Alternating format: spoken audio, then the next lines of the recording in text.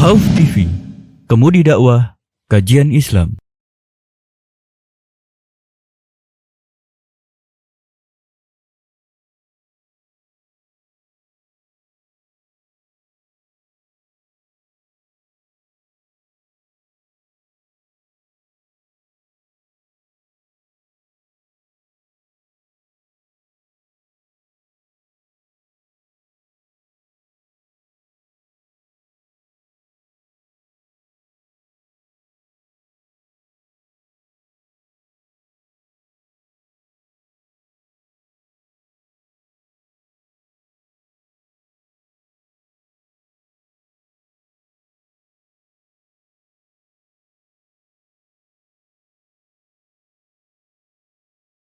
Di depan nggak apa-apa, samping sini di tengah aja rantum.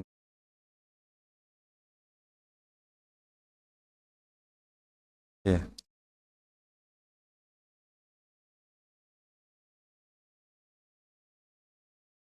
betul ya. Baik, kita mulai ya.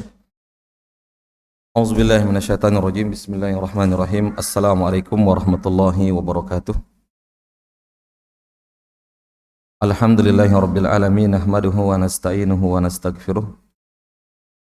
Wa na'udzu billahi min syururi anfusina wa min sayyiati a'malina. May yahdihillahu fala mudilla lahu wa may yudlilhu fala hadiyalah. Asyhadu an la ilaha illallah wa asyhadu anna Muhammadan abduhu wa rasuluh.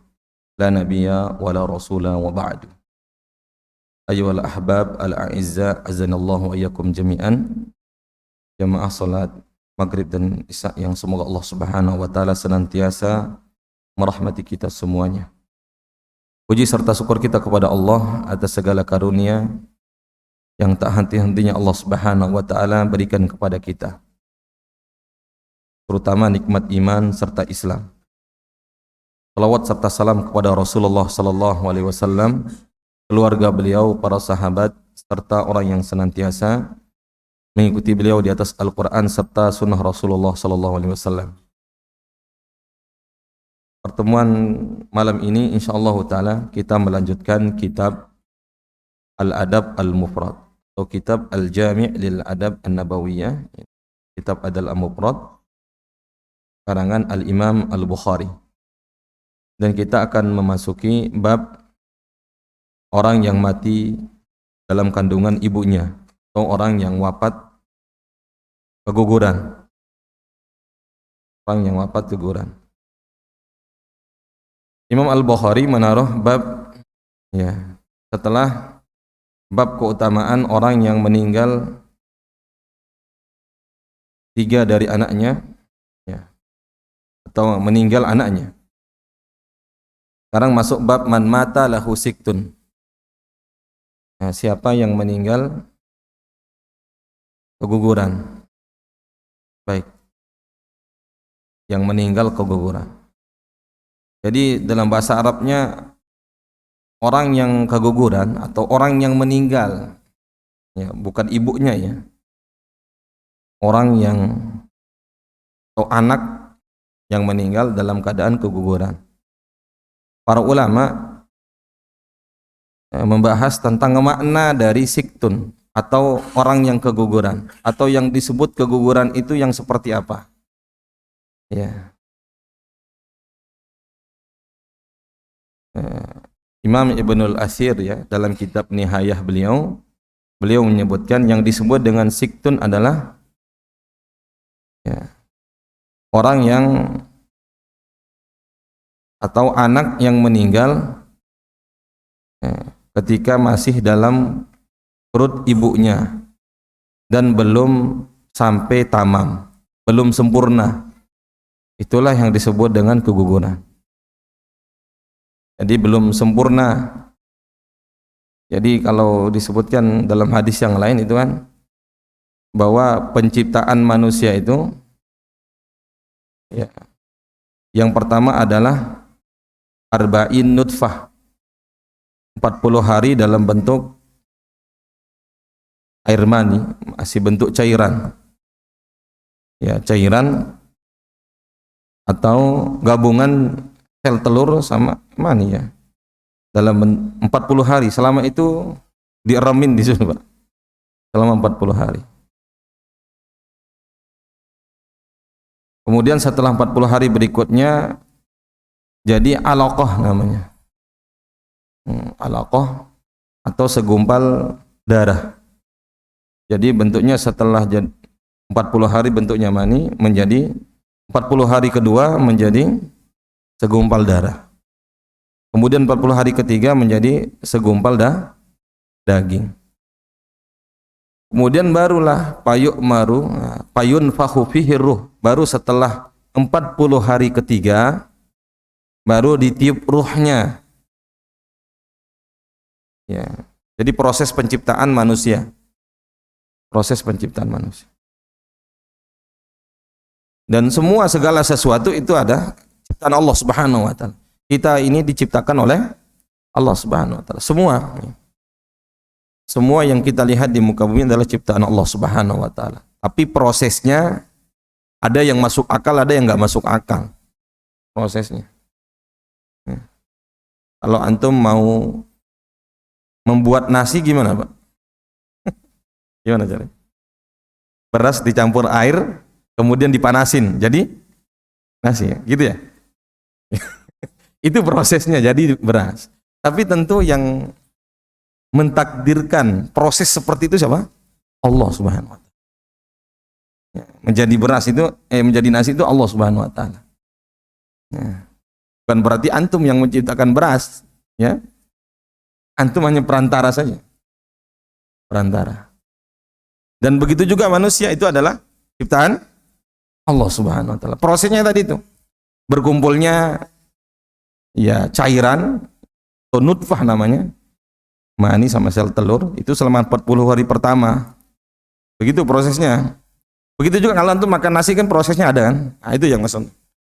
Antum paham penciptaan manusia. Jadi bukan yang menciptakan adalah abi sama emak, bukan. Bukan dia yang menciptakan, bukan. Iya. Karena banyak juga yang berkumpul babi sama emak juga nggak ada anak gitu. Ada juga. Ada nggak, Pak? Ada lah, maksudnya kan. Ya.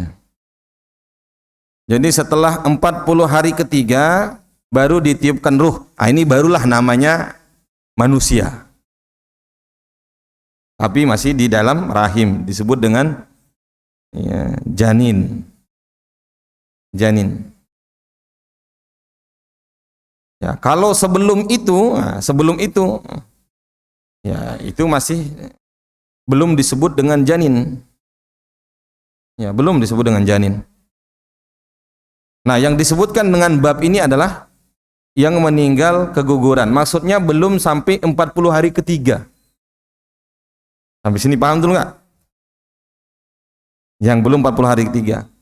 Jadi 40 hari kali 3 berapa? 120 hari. Itu berapa bulan 120 hari? Berapa? Iya, 4 bulan ya. Jadi setelah 4 bulan tuh baru ditiup ruhnya. Sebelum itu dia belum janin, belum sebagai manusia yang utuh. Nah, kalau mau wafat atau ada yang keguguran seperti ini, orang yang keguguran, tapi Imam Al-Bukhari menyebutkan orang yang wafat, termasuk orang wafat. Ya, keguguran. Imam Al-Bukhari dia sebutkan keguguran. Tapi kalau hukumnya orang yang keguguran sebelum 40 hari, sekalipun mungkin udah ada jantungnya, ya, sebelum 4 bulan, afwan. Sebelum 4 bulan. Ya, sebelum 120 hari, mungkin udah ada jantungnya, mungkin ada, tapi belum sempurna. Dia tidak disunahkan untuk disolati atau dimandiin. Nggak ada. Lebih-lebih belum ada jantung, ya. Masih bentuknya apa, darah doang yang keluar, udah itu keguguran. Apanya yang mau disolatin, Pak? Ada.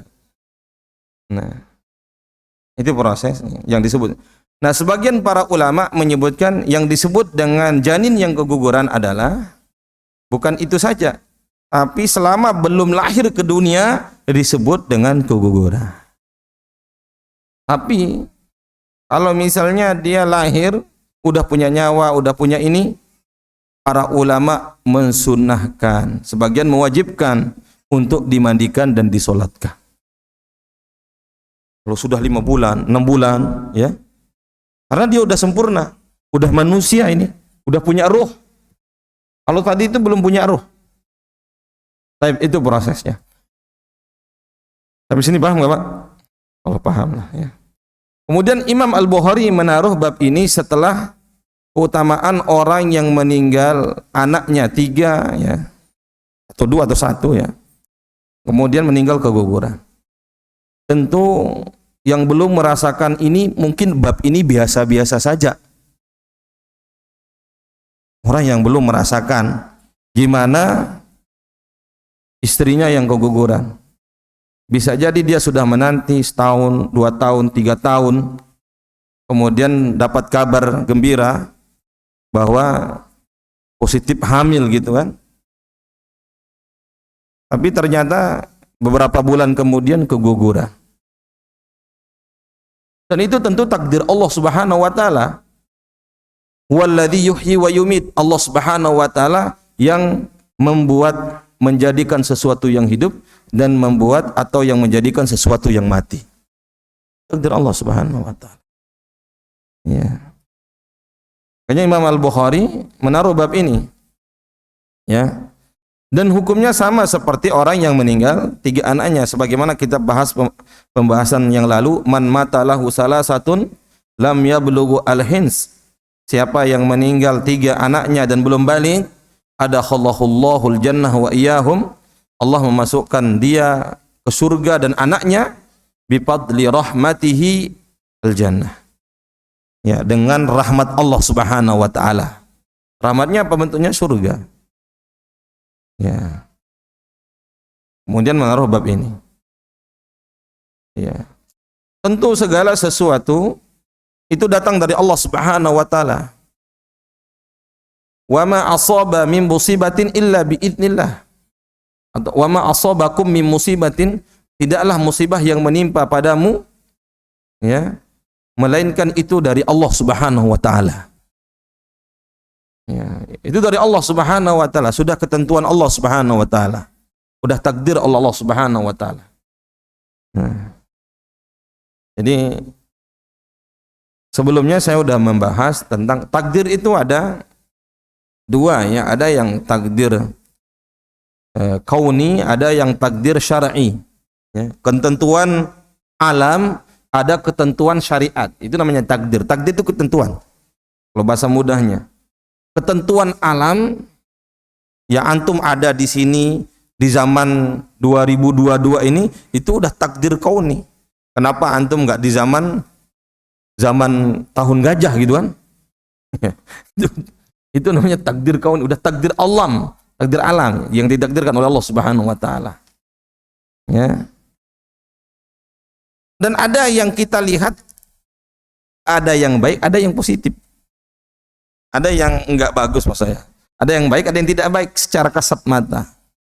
Tapi semua ciptaan Allah Subhanahu wa taala memiliki hikmah yang mulia.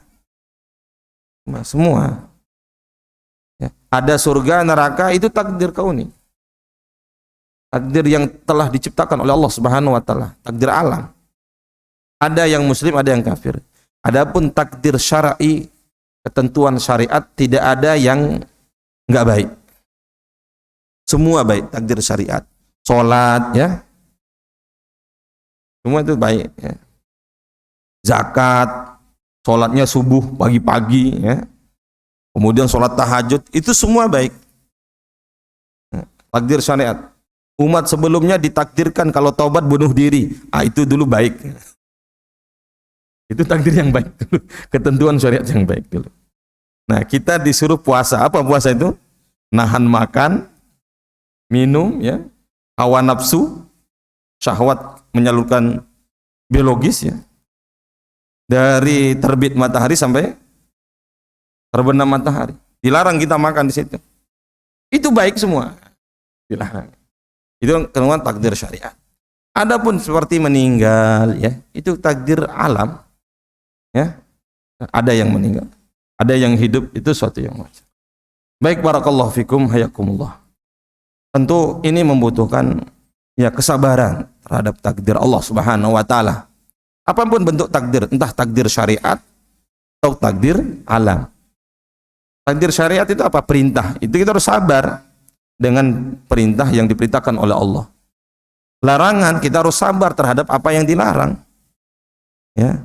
Adapun yang kauni, ya kita harus sabar juga. Ya. Idza asabathum musibah, yani qalu inna lillahi wa inna ilaihi raji'un.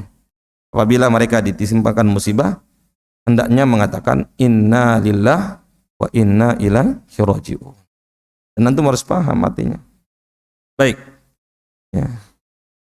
Dan ini berat bagi orang yang, terutama ibunya, ya. Terutama ibunya. Hadis yang pertama kita bahas, ya. Semoga sama hadis antum ya.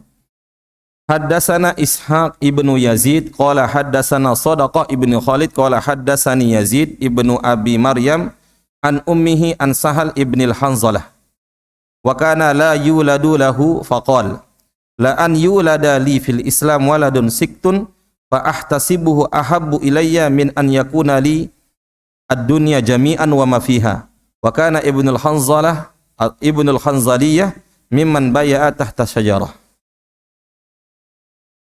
Mungkin di kitab antum mungkin mulainya bukan yang ini kali ya. Iya. Bagian ini memang didoibkan oleh Imam Albani. Ya, sebagian para ulama mensahihkan. Makanya sebagian kita menaruh hadis ini, sebagian mungkin kita nggak ada. Antum ada? Nggak ada ya. Baik, ini hadis pertamanya. Baik, saya arti ya. Dari Sahal ibnu Hanzalah atau bin Hanzalah. Wa kana la yuladu lahu. Ibnu Hanzalah ini tidak memiliki keturunan. Aqala. Ia berkata, la an yulada li fil Islam waladun siktun fa ahtasibuhu ahabbu ilayya min an yakuna li ad-dunya jami'an wa ma fihi wa ma fiha. Sesungguhnya saya memiliki anak yang keguguran, yang mati keguguran pada saat saya udah Islam. Ya. Itu lebih saya cintai, lebih saya sukai daripada saya memiliki dunia dan seluruhnya. Fa'ahtasibuhu, dan saya bersabar dan mengharap pahala dari keguguran anakku. Ya tentu itu lebih baik ya. Tapi ini riwayat, cerita, ungkapan hati yang disampaikan oleh Ibnul Hanzalah atau Ibnul Hanzaliyah. Dan Ibnul Hanzaliyah ini salah seorang sahabat yang dulu ikut bai'ah Baitur Ridwan ketika zaman Rasulullah SAW yang berbaiat. Jadi dia nggak memiliki anak, nggak memiliki keturunan, nggak memiliki keturunan. Beliau mengatakan, saya memiliki anak yang keguguran, padahal sebenarnya dia nggak punya keturunan, atau anaknya keguguran tetap dia nggak punya keturunan. Tapi saya memiliki anak yang keguguran, ya, atau anak yang meninggal keguguran, itu lebih saya sukai daripada saya memiliki dunia dan seisinya. Dan inilah keutamaan pertama bagi orang yang memiliki anak sekalipun keguguran. Ya. Karena hadis sebelumnya kan disebutkan siapa yang meninggal 3 anaknya, ya, dan belum balik dan dia berharap pahalanya, adakhalahul jannah. Allah Subhanahu wa taala masukkannya ke surga. Kama qala Rasulullah sallallahu. Ya. Jadi orang yang meninggal anaknya itu bisa menjadi penghalang ia darinya dan api neraka Allah Subhanahu wa taala. Penghalang darinya dari api neraka Allah Subhanahu wa taala. Itu seorang anak yang meninggal. Tapi dengan syarat kita sampaikan sebelumnya adalah sabar dan pasrah terhadap takdir Allah Subhanahu wa taala. Sedih boleh? Boleh. Oh, sedih itu boleh, wajar. Sedih. Dan sedih itu sesuatu yang wajar. Dan memang itu adalah ciptaan Allah Subhanahu wa taala, sedih. Ya, ciptaan Allah Subhanahu wa taala. Oh, manusia itu sedih. Selama sedihnya tidak melanggar syariat. Karena dia sedih berlarut gitu. Akhirnya melakukan hal-hal yang dilarang oleh Allah Subhanahu wa taala. Ya, meninggal anaknya, ya. Kemudian semakin menjadi atau berbuat maksiat. Tidak termasuk dengan hadis yang ini. Termasuk orang yang diberikan ganjaran oleh Allah Subhanahu wa taala terhalang dari api neraka disebabkan meninggal anaknya. Kalau dia sampai ya marah terhadap takdir Allah Subhanahu wa taala, bahkan sampai melanggar syariat Allah Subhanahu wa taala. Dan bukan hanya ini sebenarnya tempat bersabar, semua bentuk kehilangan harus bersabar. Misalnya antum kajian tiba-tiba pulang motor udah nggak ada, gitu. Gitu kan. Waduh, ini besok nggak kajian lagi ya, gitu.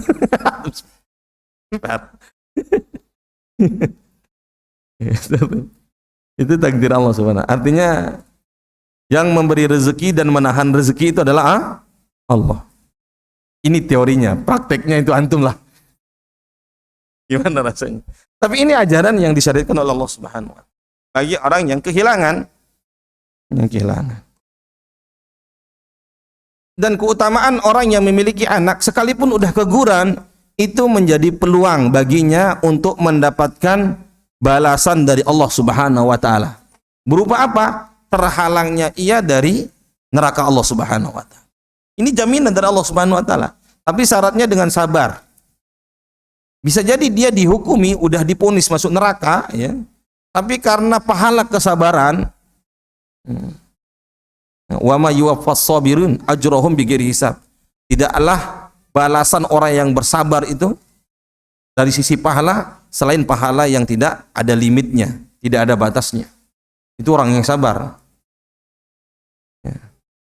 Kenapa besar pahalanya? Ya, dia sudah diberikan kabar gembira tapi nggak jadi. Nggak jadi. Ya. Seperti antum dijanjiin makan roti, datangnya singkong. Itu sabarnya belum tentu, Pak. Bisa ngedumel antum. Padahal udah ada singkong padahal. Makanya sebagian orang, ya pepatah Arab, ya, lebih baik makan singkong daripada menghayal makan roti. Menghayal dong mah nggak dimakan, Pak. Kalau ada mah jelas bisa dimakan. Ya. Perkara yang kecil aja. Lebih-lebih ini udah ada busro, kabar gembira, sudah ada tanda dia akan memiliki anak. Ya, belum punya anak sebelumnya, ada anak keguguran. Ya, tentu itu adalah takdir Allah Subhanahu wa taala, maka penting memahami ya hadis ini. Ya. Ingatlah bahwa Allah Subhanahu wa taala punya rencana yang lebih baik. Mungkin inilah rencana Allah Subhanahu wa taala menjadi wasilah untuk masuk surganya anak yang keguguran. Baik, hadis yang kedua. Ya, ini sama hadis antum nih, insyaallah taala. Haddatsana Muhammad ibnu Salam qala akhbarana Abu Muawiyah qala haddatsana Al-A'mash an Ibrahim At-Taimi anil Haris ibni Suwaidin an Abdullah. Maksudnya di sini Abdullah ibni Mas'ud. Qala Rasulullah sallam, ayyukum malu warisihi ahabbu ilaihi min malih? Qalu ya Rasulullah ma minna ahadun illa maluhu ahabb ilaihi min mali warisihi. Faqala Rasulullah sallam, i'lamu annahu laisa minkum ahadun illa malu warisihi ahabbu ilaihi min malih. Maluka ma qaddamta wa malu warisika ma akharta. Artinya dari Abdullah bin Mas'ud, qala, ia berkata, Rasulullah SAW telah bersabda, siapakah di antara kalian harta pewarisnya lebih ia cintai daripada harta diri sendiri?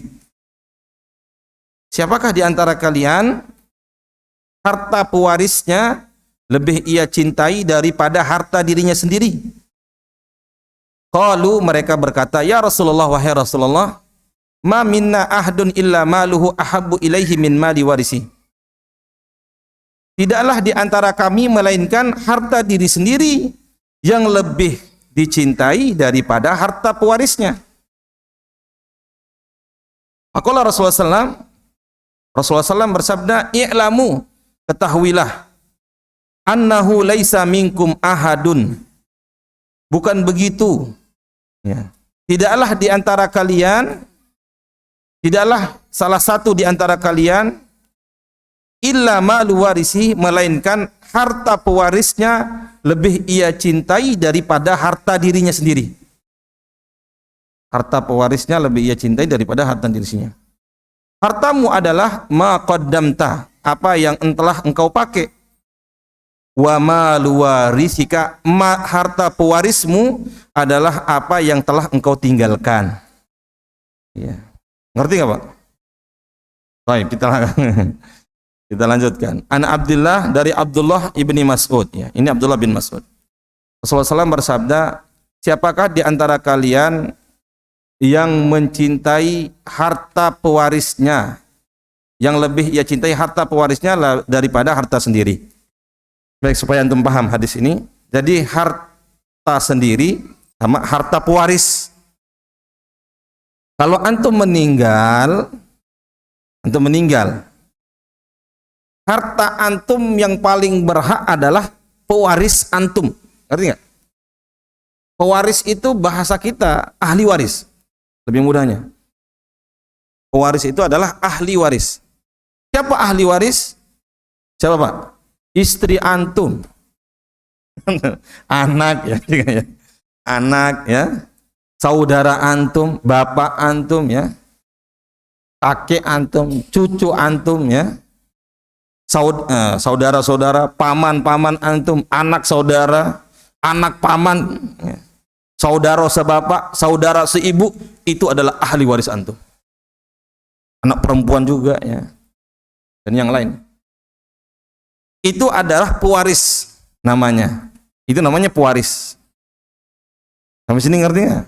Ngerti insyaallah ya. Adapun harta antum, nah ini harta yang antum pakai sekarang.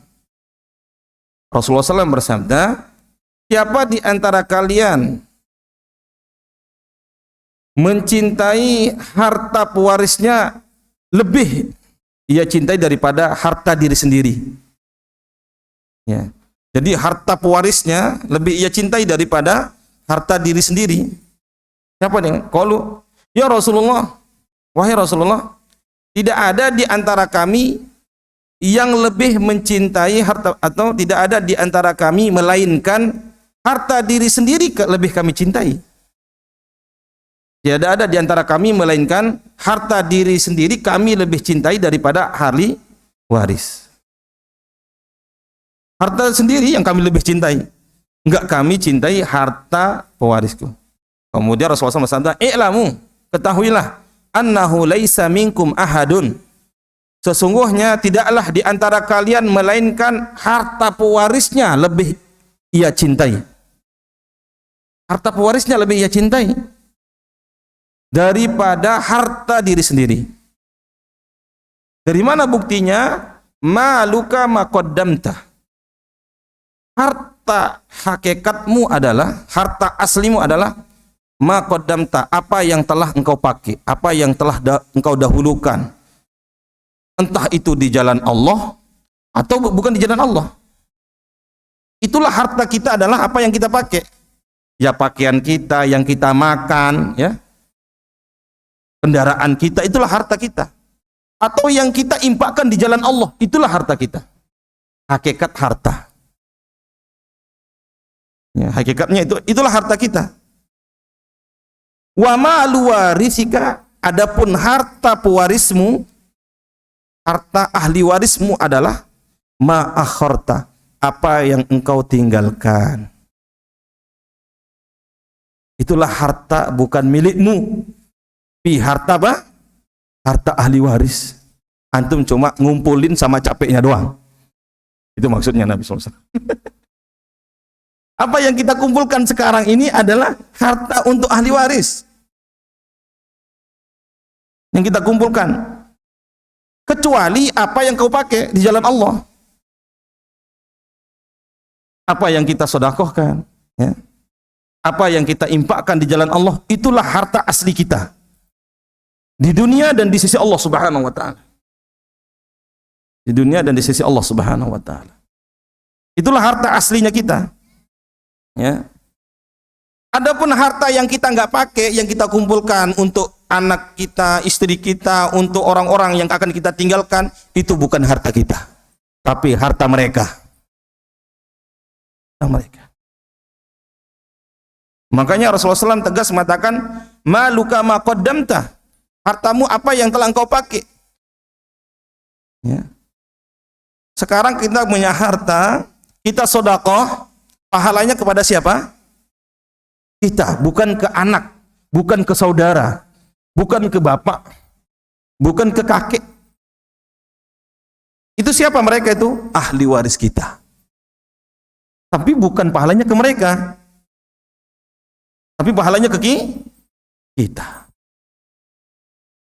Apa yang kita pakai untuk sedekah, ya. Tapi harta yang kita nggak pakai, kita tinggalkan nih, buat ahli waris. Ya, contohnya ada seorang muslim meninggalkan saudara 3, istri 1, nah, belum punya anak misalnya. Jadi keluarganya cuma saudara 3 sama istri, bapak udah meninggal duluan, paman nggak ada, udah. Kira-kira itu ahli waris antum.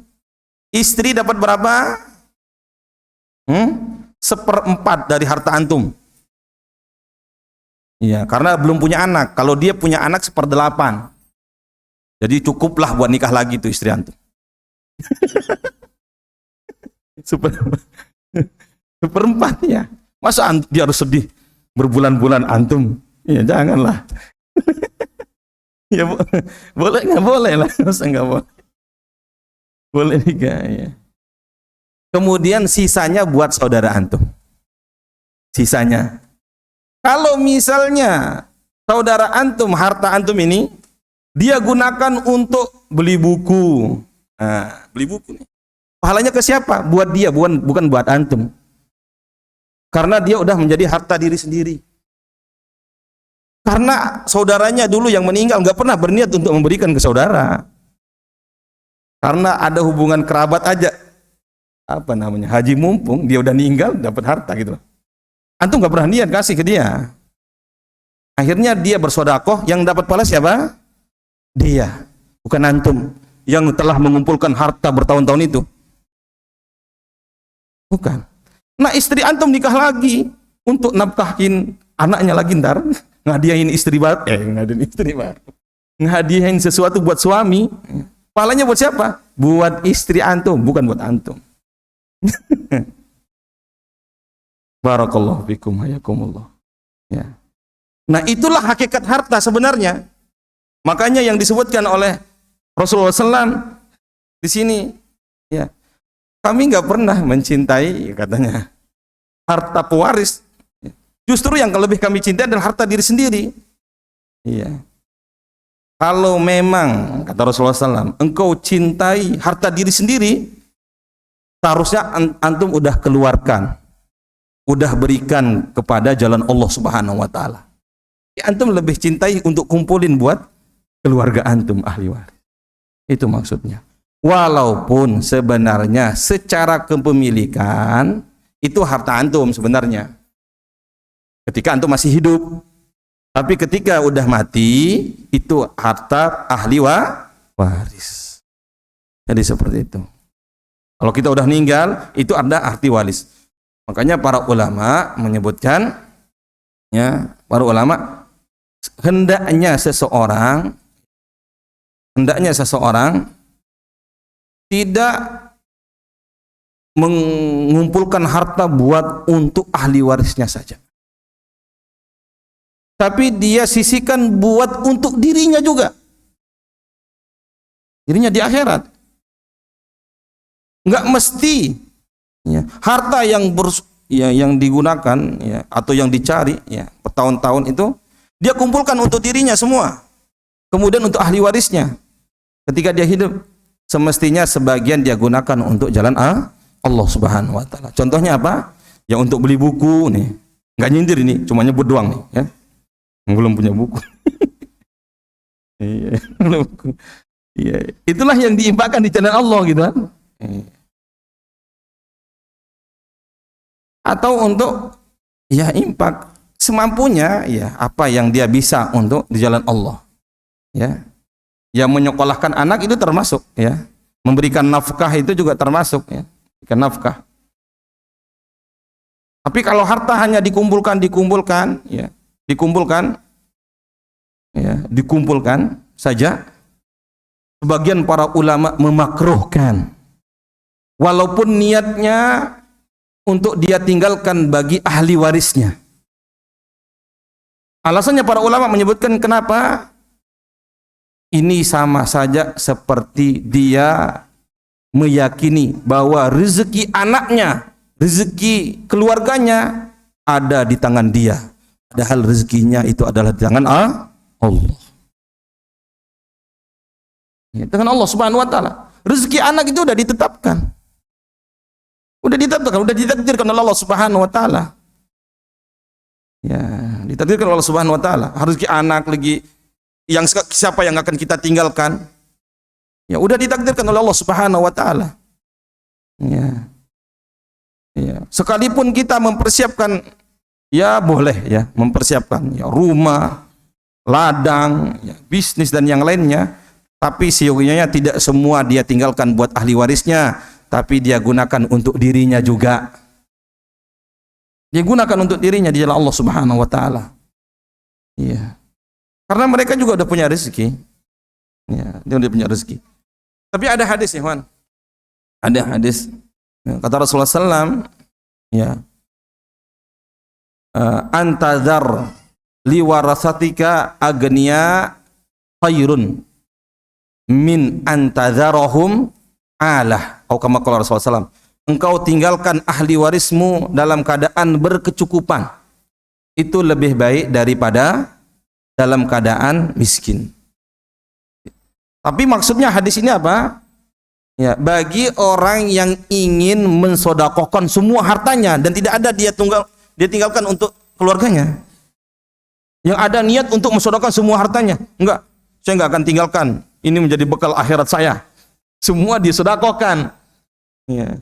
Nah, di sini ditegur oleh Rasulullah SAW. Engkau tinggalkan ahli warismu dalam keadaan berkecukupan itu lebih baik daripada engkau tinggalkan keluargamu dalam keadaan miskin. Jadi di sini khusus untuk yang punya niat memusodakoh semua. Tapi barakallahu fikum hayakumullah. Hadis yang kedua, hadis yang ketiga. Baik, ini pertanyaannya apa? Ya, hubungannya hadis ini sama bab ini gitu kan? Nggak ada maksudnya, ya. Baik, para ulama ini khilaf para ulama ini apa? Kenapa Imam Al-Bukhari ya menaruh bab ini? Ya, ingin menyebutkan bahwa sesungguhnya ini menghibur, ya, menghibur ini bagi orang yang keguguran. Orang yang memiliki anak, ya, orang yang memiliki anak, kemudian dia tinggalkan hartanya untuk anaknya, ya, tidak lebih afdal daripada yang punya anak keguguran, kemudian dia tidak tinggalkan untuk ahli warisnya, tapi dia berharap pahala di sisi Allah Subhanahu wa taala. Bukan berharap kehidupan baik buat ahli warisnya. Tapi yang justru dia berharap apa? Pahala ditinggalkan oleh ahli waris. Ditinggalkan ahli waris. Wallahu a'lam bishawab. Qala wa qala Rasulullah sallallahu alaihi wasallam, "Ma ta'uduna fikum ar-raqub?" Qalu ar-raqub alladhi la yuladulah. Qala la, walakin ar-raqub alladhi lam yuqaddim min waladihi syai'in. Rasulullah SAW bersabda, apa yang kalian pikirkan?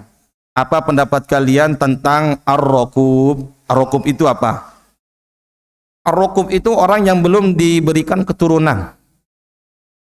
Kalau bahasa kita, orang yang belum diberikan keturunan. Ya. Belum diberikan, pokoknya selama dia masih hidup, bukan disebut dengan mandul, bukan. Belum diberikan keturunan. Ya. Bisa jadi dia akan punya. Ya. Orang yang belum diberikan keturunan. Itu ar-raqub. Tapi para sahabat menjawab ar-raqub alladzi la yuladu lahu. Ya. Ar-raqub adalah orang yang tidak memiliki keturunan, yang tidak memiliki anak, atau suami istri yang hidup tanpa anak. Itu maksudnya ar-raqub. Oh la, bukan itu yang disebut dengan ar-raqub, kata Rasulullah SAW. Walakin ar-raqub alladzi lam yuqaddim min waladihi syai'an. Sesungguhnya ar-raqub itu adalah orang yang tidak memberikan sesuatu kepada anaknya. Maksudnya tidak memberikan sesuatu bagi anaknya di jalan Allah Subhanahu wa taala. Ya. Tidak ada sesuatu yang diberikan. Dia punya anak tapi dia tidak berikan sesuatu untuk anaknya di jalan Allah Subhanahu wa taala. Apa hak anak itu? Seperti pendidikan. Ya, hak anak itu pendidikan. Kemudian nasihat, ya. Kemudian dia berharap dari anaknya memiliki pahala. Dia berharap anaknya, ya, anaknya ini adalah nanti memberi syafaat. Anaknya yang hidup ini dia nanti yang mendoakannya. Dengan perantara anak ini dia berharap amal-amalnya itu adalah amal-amal yang baik itu dia berharap mengalir kepada dirinya. Ya, pendidikan seperti itu, pengajaran seperti itu. Tapi kalau ada orang yang tidak mengharapkan hal-hal seperti itu, dia mengharapkan anaknya jadi di dunia. Nanti kalau sudah besar jadi begini, jadi begini. Itulah yang disebut dengan ar-raqub. Ya, itulah yang disebut yang tidak memiliki keturunan. Punya keturunan tapi nggak ada manfaatnya nanti di akhirat. Itu maksudnya yang disebutkan oleh Rasulullah SAW. Dan ini sebenarnya ya hadis ini ya untuk memotivasi pada orang tua. Kemudian yang kedua untuk memotivasi kesabaran dan pasrah bagi orang yang belum punya anak. Yang belum punya anak. Ya, kesabaran. Kalau ar-raqub ini bahasa kita mungkin sebagian orang mandul bahasanya, ya. Ya. Tapi seyogianya sebenarnya mandul itu nggak ada istilah mandul, ya. Ya. Ya, karena yang menahan dan memberi rezeki itu adalah Allah Subhanahu wa taala. Zakaria yang udah tua ya punya anak, dan bukan Nabi saja, banyak kok umat Nabi SAW yang sudah berumur punya anak, ya. Punya anak. Ya. Nah, sebagian para ulama menyebutkan salah satu tip ya untuk punya anak ya banyak istighfar, ya. Banyak istighfar. Ya, beristighfar kepada Allah Subhanahu wa taala. Ya. Karena istighfar itu mendatangkan rezeki. Banyak beristighfar itu mendatangkan mohon ampun kepada Allah Subhanahu wa taala. Apakah saya berbuat maksiat? Ya. Jadi semua manusia pasti berbuat maksiat. Kullu bani Adam khata'. Semua anak Adam pasti berbuat salah. Sebaik-baik orang yang berbuat salah adalah bertaubat. Ya. Nah, di sini Rasulullah SAW mengajak pemahaman para sahabat supaya enggak mudah menjustifikasi orang, ya. Ya. Membicarakan orang supaya enggak mudah gosip. Ya, lebih-lebih di kalangan keluarga. Si mandul datang aja dia. Nah, gitu. Ini bahaya parah gitu kan. Padahal pahala besar bagi orang yang belum punya anak. Pahalanya besar. Karena dia terus bertawakal kepada Allah Subhanahu wa taala. Bertawakal dan berharapnya kepada Allah Subhanahu wa taala tinggi. Tawakal, harap itu ibadah. Berharap kepada Allah Subhanahu wa taala adalah ibadah di antara ibadah yang paling afdal. Sebagaimana orang berharap kepada selain Allah adalah syirik. Ya, berharap kepada selain Allah adalah syirik. Iya. Berharap kepada selain Allah adalah syirik. Dan berharap kepada Allah Subhanahu wa taala adalah tauhid. Dan tauhid adalah seibadah-ibadahnya, seabdul-abdulnya ibadah. Berharap. Ya. Ya, dia berharap kepada Allah Subhanahu wa taala dengan perantara dagang ini bisa menafkahkan istri dan anak. Itu sah. Ya, berharap kepada sesuatu yang dibolehkan. Karena apa? Dagang itu mampu masuk akal, bisa menjadi wasilah untuk menafkahkan istri. Tapi kalau berharap, saya berharap kepada ini, gelas ini, gitu kan, saya simpan di kantong gitu kan, misalnya. Saya simpan, saya bawa. Kenapa? Ya ini pemberian kakek buyut, gitu kan. Ya ini cangkir, pokoknya pembawa rezeki gitu kan. Nah, ini berharap kepada selain Allah. Ini syirik. Ya. Dan ini pahalanya besar. Orang yang belum punya anak, memiliki anak, dia berharap terus setiap hari. Bahkan sabarnya begitu sabar. Betapa banyak orang yang menzoliminya dia, melihat dia gitu kan. Ya. Kadang penglihatan itu kadang-kadang nggak enak kan. Nggak enak kan. Ya. Kadang yang baru kenal, ya udah tahu orang belum punya anak. Dia udah nggak tahu. Anaknya udah berapa? Banyak gitu kan. Dia sabar dengan hal itu. Jadi dia banyak pahala harap, pahala tawakal, pahala pasrah kepada Allah Subhanahu wa taala. Ya. Dan pahala kesabaran. Dan justru yang disebut dengan orang yang tidak punya keturunan adalah orang yang tidak memberikan sesuatu kepada anaknya. Artinya apa? Dia tidak ada sesuatu manfaatnya untuk akhirat dari kehadiran anaknya. Dia berharap sesuatu bagi anaknya, oh nanti dia jadi A, jadi A, jadi B, jadi C, jadi C. Harapannya semua tentang kehidupan dia, kehidupan ahli warisnya yang baik. Tapi kehidupan akhirat tidak pernah dia harapkan dari anaknya. Itulah yang disebut dengan ar-rukub. Barakallahu fikum. Ya, hadis yang terakhir ya. Qala wa qala Rasulullah sallallahu alaihi wasallam, "Ta'udduna fikum as-sur'ah?" Qalu huwa alladhi la tasra'uhu ar-rijal. Faqala la, walakin as-sur'ah alladhi yamliku nafsah indal ghadab. Ya, kita baca artinya ya setelah azan ya. Ya, antum kalau ada pertanyaan silakan ditulis ya supaya lebih mudah dijawab pertanyaannya. Baik, barakallahu fikum, silakan yang muazin.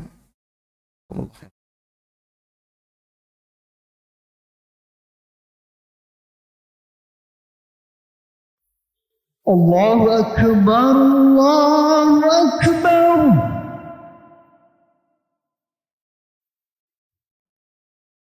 Allahu Akbar, Allahu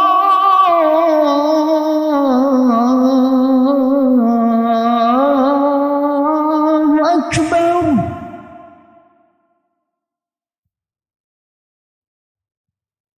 Ashhadu an la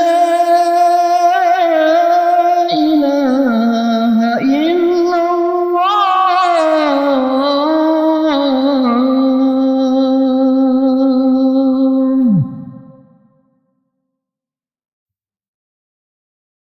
Ashhadu an la ilaha illallah.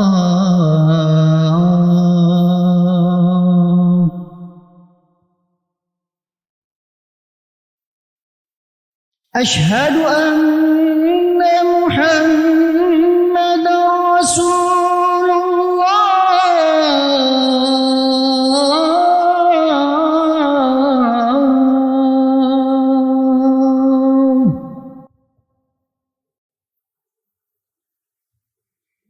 Ashhadu anna Muhammadar Rasulullah.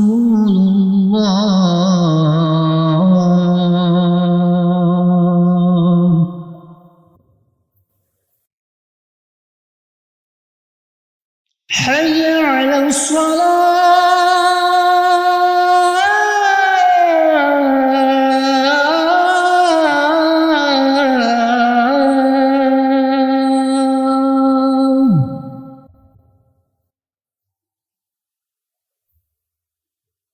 Hayya 'alas shalah.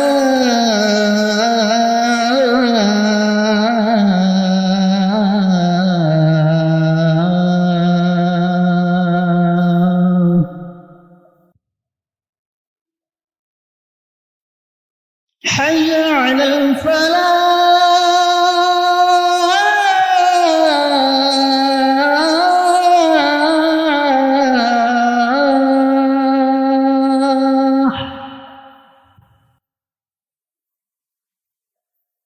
حي على الفلاح.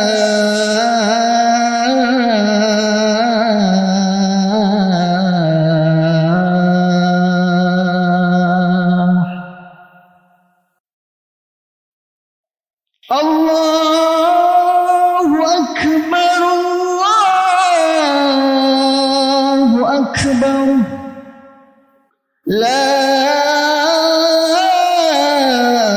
إله إلا الله.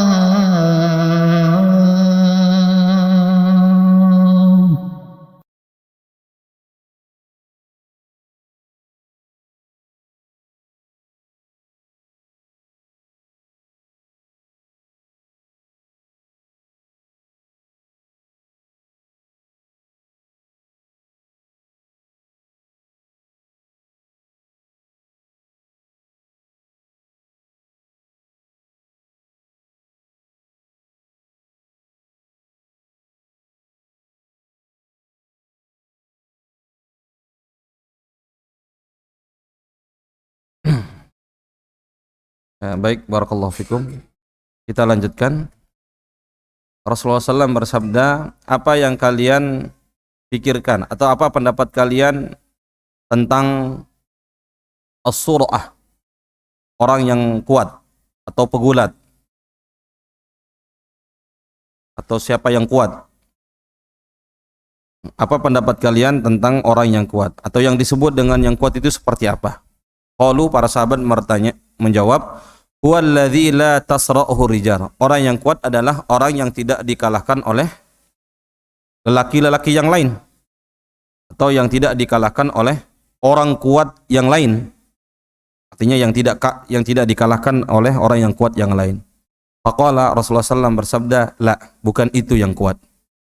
Walakin as-sur'ah, orang yang kuat adalah alladzi yamlik nafsahu, orang yang bisa menahan dirinya atau mengontrol dirinya indal ghadab, ketika dia marah. Itulah yang disebut dengan orang yang kuat. Orang yang bisa mengontrol dirinya ketika marah. Baik. Jadi hakikat orang yang kuat itu, ya, orang yang bisa mengontrol dirinya ketika marah.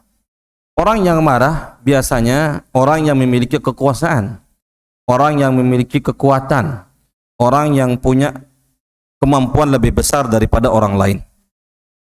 Ya, seperti bos itu. Paling mudah marah itu bos. Kepala, ya.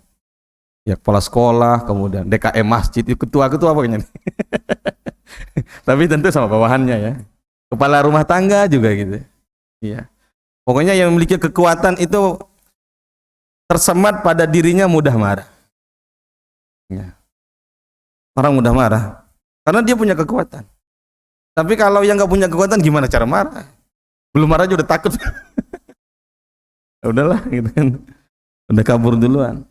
Dia memiliki kekuatan. Contohnya kakak itu. Orang paling besar dia kan. Kakak, ya. Atau orang yang paling disayangin, ya misalnya. Dia punya kekuasaan. Pokoknya kalau dia salah nggak pernah akan dimarahin. Dia paling marah sama kakaknya gitu. Nah, itu yang disebut dengan apa, sifat marah. Ya, suami itu terlekat pada dirinya marah. Karena punya kekuasaan. Bisa marah sama anak, bisa marah sama istri. Iya. Karena punya kekuasaan di depannya. Dan sangat mudah itu marah. Dan sering dihafal oleh anak-anak kita, la tagdob. Ya, apa katanya? La tagdob walakal. Dan ya, hafal anak kita. Dan itu benar hadisnya, hadis sahih. Enggak boleh marah. Ya. Maksudnya marah yang tidak ada sebab, ya. Ya, yang tidak ada api, langsung asap muncul gitu. Iya. Ya, mungkin ada asap tanpa ada api, ya. Ya, tapi apapun bentuknya, ya. Mau ada api atau enggak ada api, ya. Ya. Mau ada api atau enggak ada api, itu tetap disebut dengan marah. Dan siapa yang kuat adalah, kata para sahabat, yang kuat adalah yang tidak bisa dikalahkan oleh orang lain. Enggak, justru yang kuat itu, yang hakikat kekuatan adalah orang yang bisa mengontrol dirinya ketika marah. Orang yang mengontrol dirinya marah. Marah itu berasal dari hati, Pak. Hati, marah itu. Karena tidak suka, karena ada sesuatu yang dia benci, ada yang enggak sesuai dengan hatinya, itu marah. Para ulama ya al-ghadab awwaluhu junun wa akhiruhu nadam. Marah itu awalnya adalah gila dan akhirnya adalah penyesalan. Marah itu tidak ada menghasilkan kebaikan. Maksudnya tidak menghasilkan ketenangan, justru penyesalan. Orang yang marah itu menyesal. Nggak ada orang yang marah itu nggak menyesal. Ya marah. Menyesal. Kok bisa saya marah? Walaupun dia menyesal itu dalam hati. Ya, menyesal dalam hati. Baik. Nah, tentu ikhwani fiddin azanallahu wa yakum jami'an. Ya, inilah yang disebut dengan orang yang kuat. Dan orang yang keguguran anaknya, orang yang tidak memiliki anak keturunan, ya, memiliki anak keturunan, itu tersemat pada dirinya, ya, mudah marah. Kadang istri marah sama suami, ya suami marah sama istri. Anti sih gimana dulu gitu. Anti ente dulu gimana gitu. Iya. Tersemat mudah marah. Atau keguguran, orang keguguran. Ya mungkin sebabnya macam-macam. Ya sebabnya keguguran. Ya bisa jadi menyalahkan keadaan, ya. Ya menyalahkan suami. Kenapa kerja terus nggak jaga saya gitu kan? Iya. Mikir kerja terus padahal tahu saya ini lagi hamil. Malah lembur diambil gitu kan. Ya, suami juga bisa marah. Ya. Ya. Kamu gimana sih gitu, nggak jaga diri gitu kan. Udah saya bilang tidur aja di kasur. Ya nggak bisa. Marah. Baik. Dan orang yang menahan amarah ini lebih-lebih marah sama Allah Subhanahu wa taala, marah pada diri sendiri, itu dia kontrol, ini pahalanya besar di sisi Allah Subhanahu wa taala. Allah Subhanahu wa taala menganjarkan pahala orang yang tidak memiliki keturunan dan yang belum punya anak, ya, karena besarnya pahala harapnya, besarnya pahala pasrahnya, dan besarnya pahala sabar atas yang diberikan oleh Allah Subhanahu wa taala. Wallahu a'lam bishawab. Baik, ada pertanyaan silakan ya.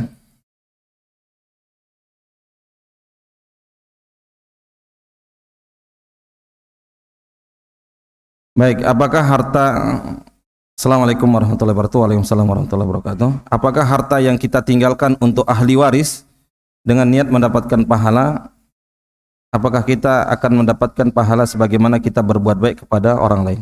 Ya, kita mendapatkan pahala ya dari nafkah. Ini disebut dengan nafkah, ya. Ya, disebut dengan nafkah, pahala menafkahi ahli waris, ya. Dan itu termasuk ya salah satu berbuat baik kepada kerabat. Salah satu berbuat baik kepada kerabat, terutama ya anak, istri, ya. Ya, bapak yang kita tinggalkan, ya kita meninggal bukan menjadi beban buat mereka. Ya, tapi justru mereka ya dengan dia ditinggalkan oleh kita, ya, ada yang menghiburkan dirinya. Ada yang menghiburkan dirinya. Ya, menghiburkan dirinya. Dan dia niatkan itu akan menjadi pahala yang besar di sisi Allah Subhanahu wa taala. Pahala. Ya. Adapun dia pakai untuk apa, itu kembali lagi kepada yang makai. Adapun dia pakai untuk apa, itu dia kembali kepada yang makai. Kalau dia pakai untuk maksiat dosanya buat dia. Tapi kalau dia gunakan untuk sedekahnya buat dia. Sedekah itu harta. Dia gunakan untuk berimpak, itu buat dia, bukan buat si mayit. Apa pahala mayit? Ya pahala nafkah dari harta yang ia tinggalkan. Ya, misalnya dia gunakan untuk yang lain-lain, misalnya untuk berbuat dosa malah. Untuk yang lain, dia bukan kembali kepada dia. Ya.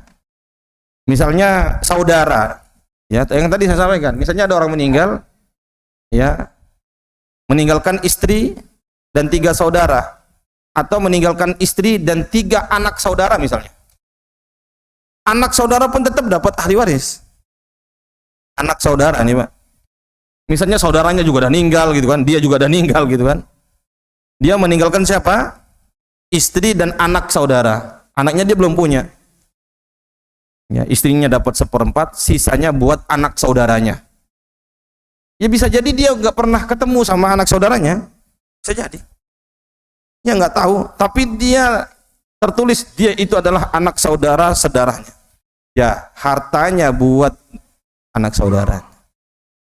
Dia mendapatkan pahala dari meninggalkan harta yang buat ahli waris. Karena disebutkan dalam hadis Rasulullah SAW yang tadi, engkau tinggalkan untuk ahli warismu dalam keadaan bercukupan, itu lebih baik daripada engkau tinggalkan dalam keadaan tidak apa-apa. Ya. Tapi kalau dia gunakan untuk sedekah dan yang lain, wallahu a'lam bishawab. Saya kira cukup ya. Kalau ada pertanyaan yang lain nanti bisa ditanyakan di pertemuan berikutnya. Karena sudah waktu iqamah ya. Kurang lebihnya mohon dimaklumi dan dimaafkan. Yang benar dari Allah Subhanahu wa taala, yang salah dari saya dan kejahilan saya. Aqulu qouli hadza astaghfirullah li wa lakum. Kita tutup dengan doa kafaratul majlis. Subhanakallahumma bihamdika asyhadu an la ilaha illa anta astaghfiruka wa atubu ilaik.